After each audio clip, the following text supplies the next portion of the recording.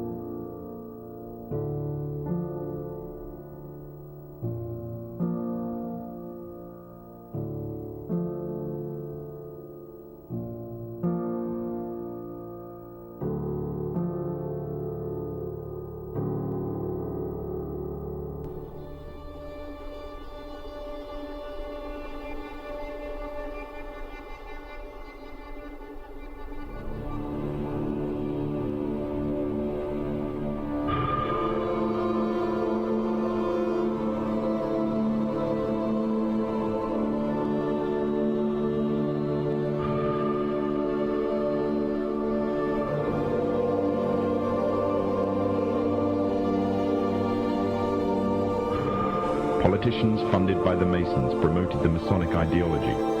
The secret lodges of the Masons were open to members of the French army. High-ranking officers and generals were indoctrinated to the Freemasons' way of thinking. With the people, the politicians, and the military of France under Masonic control, the Masons could finally strike. Freemasonry has worked in a hidden but constant manner to prepare the revolution. We are then in complete agreement that Freemasonry was the only author of the revolution, and the applause which I receive from the left, and to which I am little accustomed, proves, gentlemen, that you acknowledge with me that it was Masonry which made the French Revolution.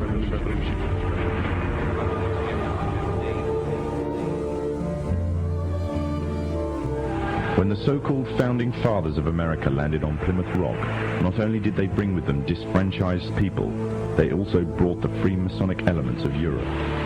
The injustices which the fathers of America were escaping from in Europe was also to be found in the new land, in the form of a tyrannical British regime. In order to gain complete dominance of the new state, the Masons used the same methods to gain control of France.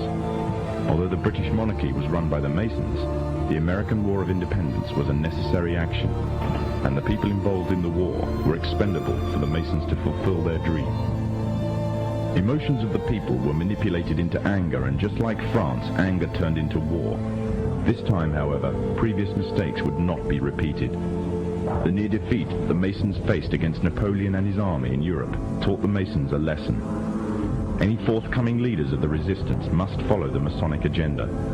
The best way to do this was to ensure the leader himself was a Mason, and the leader who took the war to the British was none other than George Washington.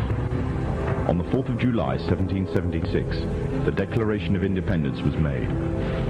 On the 17th of October, 1781, the British were finally defeated and surrendered the colonies to the Americans, and the world's first Masonic state was born, a nation that would represent Masonry in every way.